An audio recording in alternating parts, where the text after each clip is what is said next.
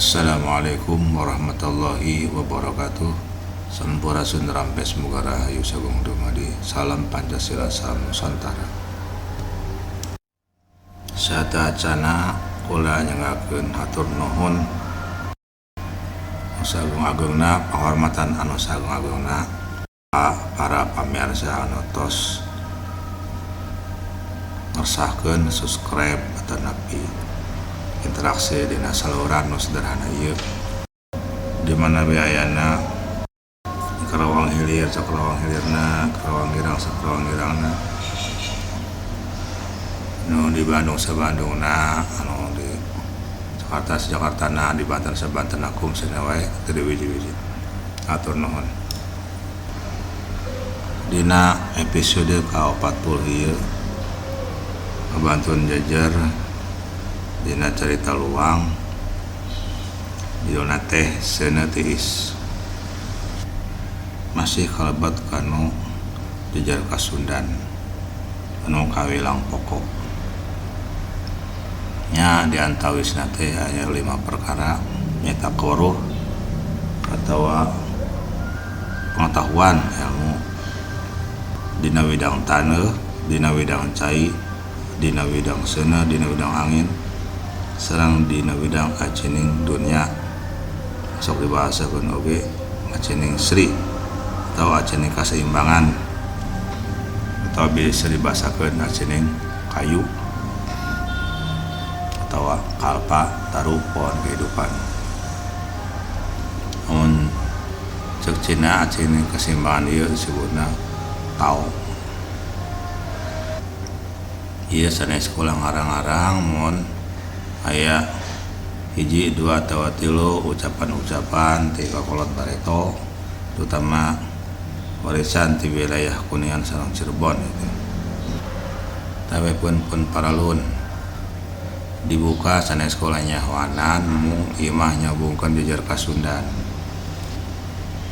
Sanes ilmu barat atau napi ilmu teknologi, ilmu IPA. Nanti saya ieu mengimbangan wae. Urang tetap kudu gaduh penghormatan atau pemandangan ka ceritaan-ceritaan ilmu pengetahuan nu diwariskeun ku aki nini urang. Seuneu tiis kacaturkeun dina waktu bareto nyatana dina zaman kancana hambara hayat loba nu geunjleung lantaran karuksakan dina lahan tatanen oge pakampungan. Taneuh pakebonan pahumaan aya nu robah dina saeuting jadi lumpur, jadi embel. Loba pakebonan anu robah jadi rawa lumpur. Ana ditalungtik soreng aya samodel seuneu nimbulkeun kahuruan nu rada aneh. Tatangkalan kayu-kayuan angger teu teurak ku seuneu. Oge sami satu hewan. Dalah jalma oge mun ngasupkeun leungeun kana seuneu sami teu ngarasa panas. Sarua leungeun teu teurak. Tapi meninggang kana batu oge taneuh langsung rombah jadi embel, ngajadi rawa lumpur, tur susah ditambalna. Nalah ti harita seuneu ieu disebut seuneu tiis. Kumarga cepet ngarembet ngarusak lahan nya para pamimpin, para pandita sapuk pikeun nyingkahkeun seuneu ieu. Seueur anu sifatna ngarusak ka masyarakat disingkahkeun ka tanah pentas.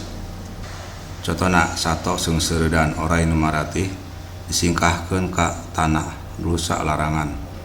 Kiwari nu disebut Australia. Kumarga wilayah kidul taneuhna jarang-jarang nya kaputusanana dipikeun ka tanah kaler caket wilayah titik kutub utara. Seuneu tiis ieu dicandak ku para sesepuh sakti diwadahan ku gentong tamaga, dicandak hibar ka wilayah kaler terus dipendem. Dirusiahkeun tempatna bisi kagali ku rakyat di dinya. Dataran susumbutan barang ieu ketelahna tanah Rusiah atawa nagara rahasia. Kebenaran dugi ka kiwari urang Sudan nyebutna wilayah eta wilayah nagara Rusia. Tidinya Nusantara aman, geus teu aya deui seuneu tiis.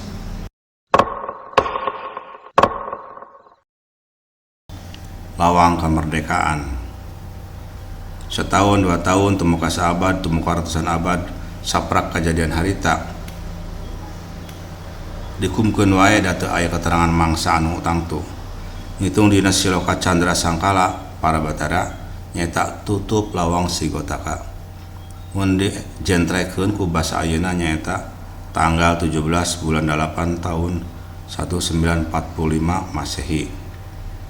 Hartina geus diajam, geus diseja dina poe eta ye Nusantara rek diproklamasikeun jadi negara mardika. Sedangkeun mungguhin kenyataan harita tanah bangsa urang, harita direbut jadi jajahan bangsa Jepang. Samalah dina perang Pasifik boro-boro eleh Jepang teh malah beuki kanceuh beuki unggul ku cara tempur bebeakan. Loba kapal capung Jepang nabrakeun dirina ka kapal induk sekutu nu dibobotohan ku Amerika jeung Inggris.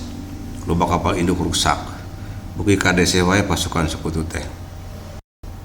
Atuh kelah bangsa urang kumaha carana da ngalawan langsung ke Jepang mah hese. Babara barisan prajurit Pamuda Peta baruntak ka Jepang atas bares ditumpas Supriyadi oge leungit di gunung cenah Mokswa. Memang Bung Karno sapara kancang ngimbangan ka cara-cara imperial Jepang. Ieu make cara kooperatif, cara kerjasama, cara babanemian. Beda nalika Walanda ngajajah, loba ngalawan antukna sering dipenjarakeun ku Walanda. Ke Jepang mah beda, lain ku ajri. Ngan kabeh samia geus apal kana titi mangsa tutup lawang Sigotaka.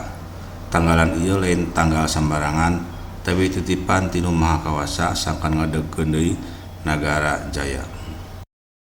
Sabenerna ari jalan keunggulan sakutu geus aya, tapi teu ngarti kumaha prak-prakanana. Harita aya bukaan dina ilmu fisika, sabada hukum kekalan benda masa tidak bisa dihilangkan, hanya berubah secara kimia ataupun fisika. Cenah timbul anyar hukum nyaeta massa sebanding dengan energi. Massa dapat diubah menjadi energi ku Einstein teh konstantana C sama dengan kecepatan cahaya. Dirumuskan jadi persamaan E sama dengan M kali C kuadrat. Secara kertas mah bisa kahitung, tapi teu bisa praktekna. Teori ti sungkul geus nyobaan tapi loba bahan bahayana. Intina mah mandag. Memang ilmuwan eta bener-bener pinter bisa paham nepi ka ilmu eta. Sabenerna mah mun ku basa urang make basa ilmu bodoh eta kieu. Eta teh maranehanana ngagali bahan tina taneuh nu aya bahan seni tiis tutungkusan bareta teh apa kinten engke rek ditembak ku cahaya muncul manehna duka karana foton duka elektron ke keluar seni tiis tanahna bakal robah masana atau sampurna hilang jadi seni kabeh. Kulantaran teu bisa ngontrol tembakanana atuh bakal ngebledog sapada harita, hasilna beda jeung seni tiis bareto, tapi bakal mengandung bahan radioaktif.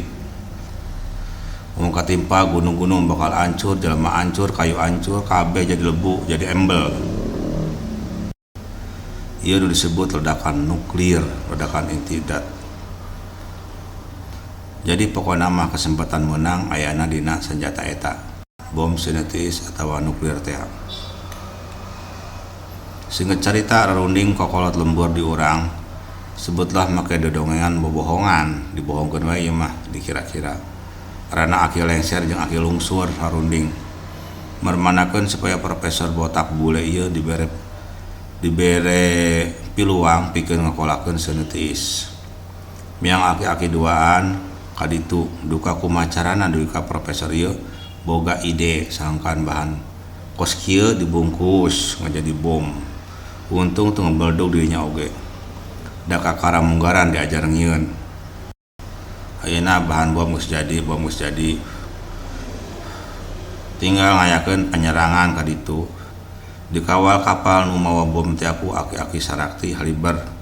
Mun teu dikawal mah pasti beak disambar ku pesawat-pesawat Jepang di lautan Pasifik.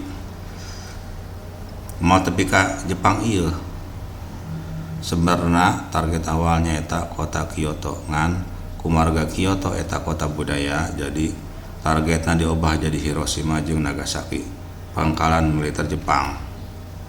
Sabada dibom, Jepang jadi kadeseh sampai sumeleh eleh. Mangsa harita aya status quo kosong nu ngajajah dina bulan Agustus tahun 45. Ajan Jepang masih aya tapi statusna geus eleh perang.